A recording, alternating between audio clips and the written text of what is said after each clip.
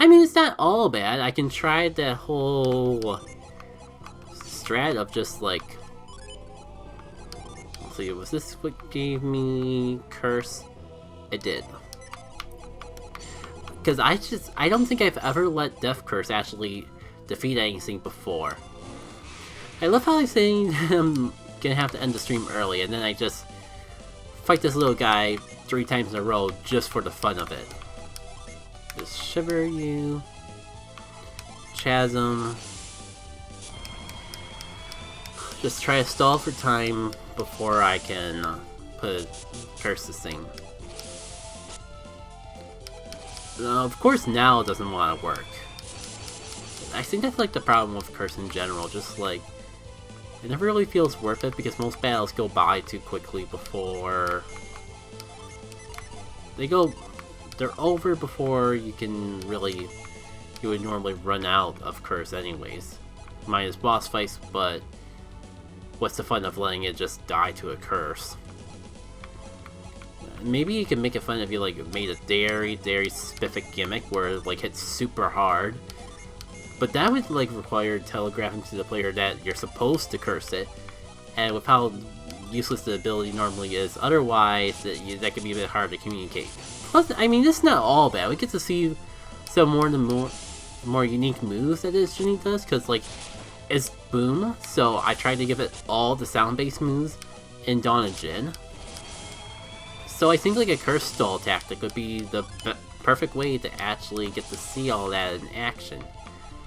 So let's see if I can delude you as well. Actually, I could probably go for Breeze now. Probably don't need to protect, but why not? Actually, I wonder if I've never actually messed around with it to know.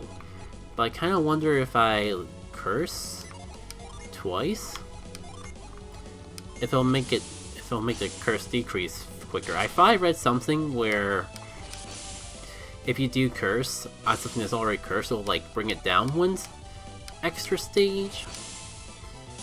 Like, so technically the fires would go by a bit quicker, but I don't think I've ever had to try that myself. Oh, I think this is one of the strongest moves. Now it doesn't look that impressive, but keep in mind we just rolled our resistance and we've been raising our defense this entire time, so... You know, the problem with the strat too is that I can't just unleash my summon out of fear that he actually will take it out faster. Now, I can't tell if that didn't work because it just failed, or if it didn't work because it was already cursed. Like, this game, as much as I love Golden Sun, I will admit, like, it does have its flaws, and part of those flaws include not really being the best at communicating when something is up.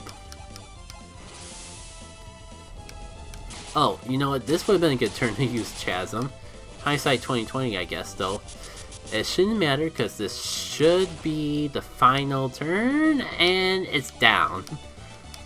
So, I guess if I had to do that fight twice in a row anyways, that was a fun alternative. Just play super defensive and let the curse do all the work. I guess it's kind of fun when there's multiple ways to fight a boss. Because I don't think I intended it to work that way, but I guess by making it more vulnerable to sleep and paralysis, I made it vulnerable to curse as well. I mean, like, the whole situation of the only way I could see curse working out for a boss fight is if I made it into a special boss fight that hit super hard, but you could like stall it out. I think I unintentionally made that, and so cool, fun. Have to keep that in mind in version 2 that maybe I can do more of that, maybe not. I can at least promise that curse will be a little more useful, if only because I plan on naturally including it in attacking synergy, certain very special attacking synergy. So like you can use it and not feel completely wasted if the death part doesn't work, because you will at least still do damage in the process. That's kind of how I feel about a lot of these like supportive moves. Like, they kind of get outshined because like a lot of times it's so infrequent for them to actually work. So it kind of like puts you on the edge of just like, do I even bother trying to use this? Because I can't tell if it doesn't work on this enemy, or if I just get unlucky. But I think like making attack synergy that with those effects as secondary effects is a fair compromise, because you can at least try it and you won't feel like you've completely wasted your turn if it doesn't work. And depending on classes, the attacks might actually be viable enough that you would want to just use them anyways, and the effects are little secondary bonuses. I guess that's part of the idea behind putting them behind the tier 4 summons as well, which I'm still kind of figuring out what I want to do for summons in version 2, because I don't know if I could do that whole summon rework thing that I was working on the side. I don't think I can just copy and paste that and just expect everything to work. Oh, double...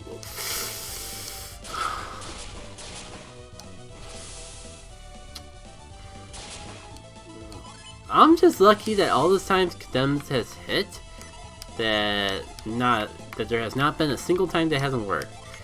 But there's 2 of them. Maybe this is the time. Maybe this is the time they can finally get the drop from the darn Chaos Mage. Rapid just because I need a little health. I guess it'd be overkill to use Vine and Rapid. So maybe I'll just paralyze one and focus on the other.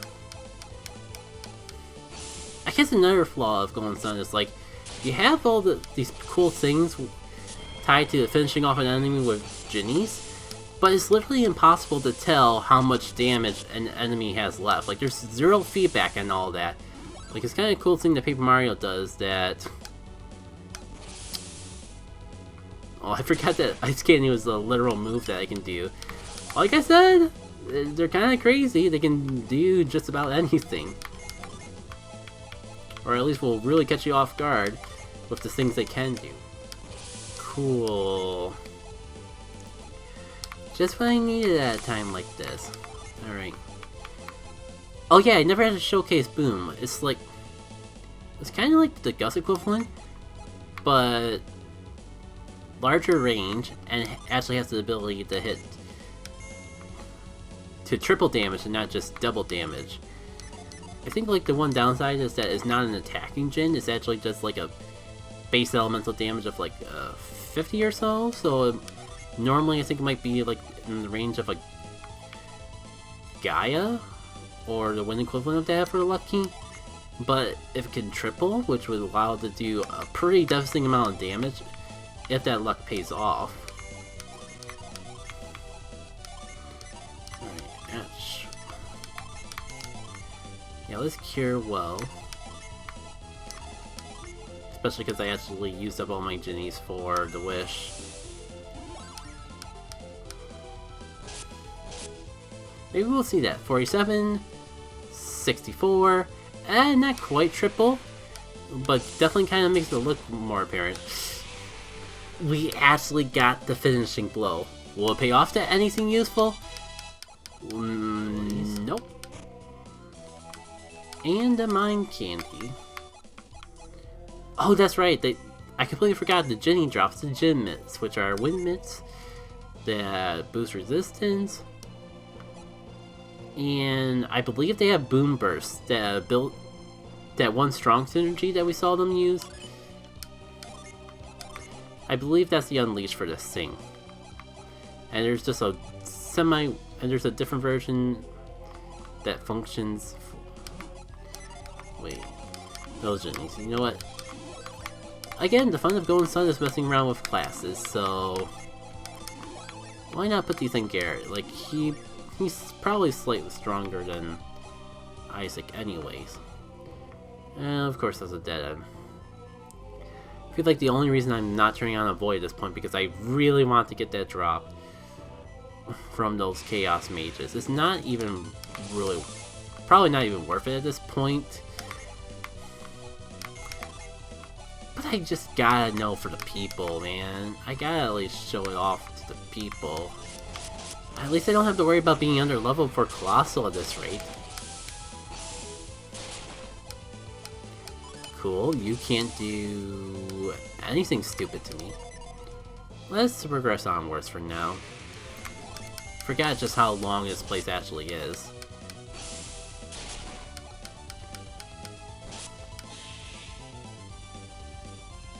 Wait, why was that mole called Flora, though? That's definitely a new name, but I completely forgot why the heck I call it that.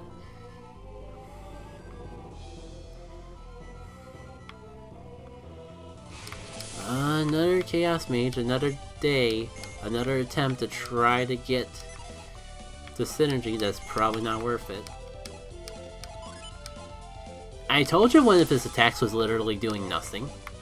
I think Master's just spend this turn getting Blanket back on set. Because I think it's, sadly, this late into the game, our strongest Marginy, but so much for that. I knew I should have taken the time to just do another rainbow finish. You know what? I'm gonna put up a void just so the problem with doing the random encounters is that I forget where I'm going every time I'm in a battle because the random encounters and things. So like, this room's obviously giving me enough trouble to keep getting lost in. So I think it might just be for the best to get for this room and then do the random encounter. It feels kind of apparent to me at this point that we're not going to get the drop from that Chaos Mage. So that's to the chest.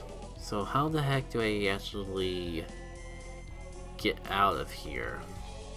Well, I know where the staircase is and it's not that way, but this was a dead end if I remember, so was it really as simple as just keeping salve? Yeah. It was as simple as just not keeping low enough. Or maybe not. That part was a bit more of a maze than I remember it being. But I think that's the last major obstacle. This is kind of a joke in comparison. That being said, you gotta remember to get a void back up because otherwise I'll forget. I'll save with it on. And everything will get screwed up.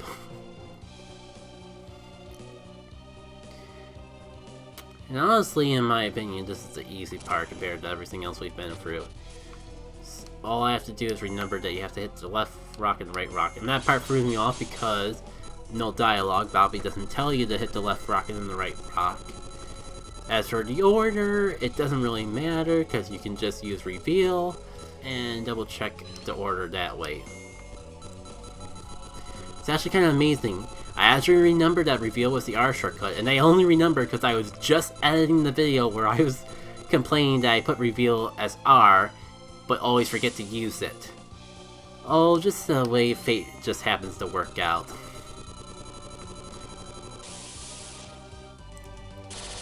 So only twice, not bad. I finally remember it being a little more worse than that. Now, like, it's on, yeah. That last line of dialogue Bobby had of just saying that, wait, it's on the table. Completely pointless, because it's literally the only treasure chest in here you see that has the giant... It's the giant treasure chest in the middle of the room that you just opened. I don't know why they added that dialogue. Were they really that worried that people would miss it? I guess it feels a little weird to be worried about people missing it, but maybe they go like, oh, I solved the puzzle, yay, and for some reason leave without even doing anything else. I don't know. But yeah, like Golden Sun definitely could use a little less dialogue, but I do appreciate it for what it is. There's a bit of charm to it, I guess. It's not the most plot intensive RPG ever, but it does a nice job of world building. I think like what I love about it most is just, for lack of a better way to describe it, how simple it is. Like, there's enough there to be engaged with, but it's not overly overwhelming in drama and plot to the point where you just don't really want, where it just scares the player off. Like I've told people, and people have told me, and people have a general statement of the fact that Golden Sun's a fairly accessible RPG. It's kind of, honestly, it may not hold as strongly of a statement in 2022 as it did back when this game came out in like, oh, what was it, 2000? game is like freaking 20 years old at this point. Like 20 plus years old, and that makes me sad to think about, but it's true.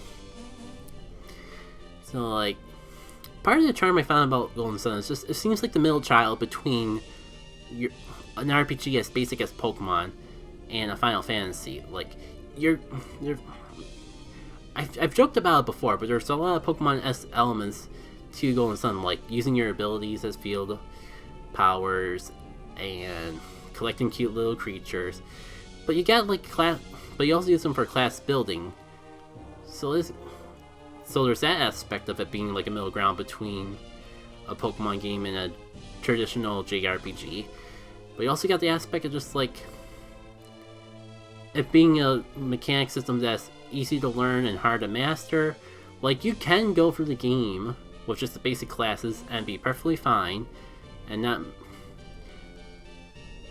not struggle, I guess I should say. I do feel like you're missing out because there's just so much stuff to the class system, but it's not like you're completely screwed if you don't mess around with it, I guess is the way I put it. And I'm trying to find a good middle ground like with that when working on Dawn of Djinn, especially version 2, of just like keeping the base classes interesting and have the game be beatable with them, but make the mixed classes and tri-elemental classes so much more interesting to the point where you just mess around with it, discover something cool, and never want to go back. Like even just basic dual classes, just concept of maybe make the game beatable with mono classes, but make the dual classes and the tri-elemental classes significantly stronger to the point where it's advantageous to use them. Like, it's like trying to find a balance between all of that. So, got the whole scene with Bobby out of the way. Hopefully my rambling wasn't too much all over the place. It's not a thing about Bobby if someone isn't blobbing their mouth off. Dialogueless patch or non-dialogueless patch.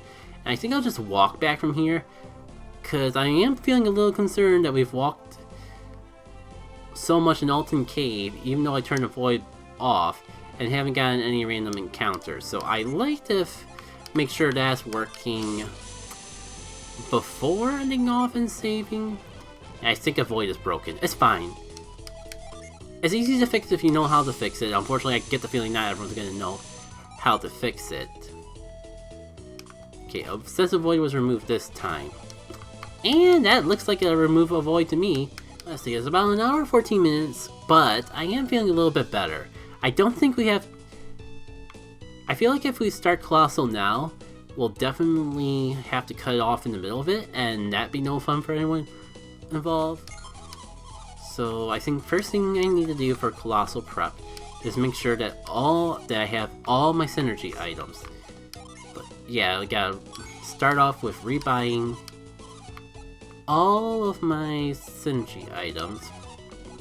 Probably don't need growth because Gary has it by default, but excuse me, doesn't hurt. We're not gonna need catch for Colossal. I think that's all we'll get all our items taken away when we go into Colossal anyway, so I think that's all the prep we need to do now. But while I'm thinking of it, I might as well restock on my Hermes water. Yeah, I really wish I could somehow make it so you don't have to backtrack the Tret without adding a second Hermes water into the game, because yeah, this mod feels a lot more balanced when you only have one Hermes water. You know what, before I forget, I never actually showed off the synergy that these mitts can do. Damage and lower defense. It's like a kind of a nice little synergy ability to have on just a random piece of equipment. Stop procrastinating. Oh, and we got to see Blare Blast in action. It's a little less underwhelming because as an Unleash, it has to hit one enemy. I forgot if the rat guarded or if it only did so little because those things are normally a bit more defensive by default. But yeah, those are the mitts in action. Well, we got those mitts. and slight spoilers, but any items that we didn't get to showcase. Now, I get the feeling we might get to see in Colossal anyways. Yeah, let's just go straight to Colossal, and then if that doesn't work, mess around with Bobby a bit. I swear, it's so weird. I feel like I just seen this part of the game on someone else's stream. And yeah, I already forgot the whole stick. So, yeah, the guards are there, so I'm pretty sure the moment that we step up there, Colossal will begin. But I'm pretty confident at this point we wouldn't have time to actually do all of Colossal proper.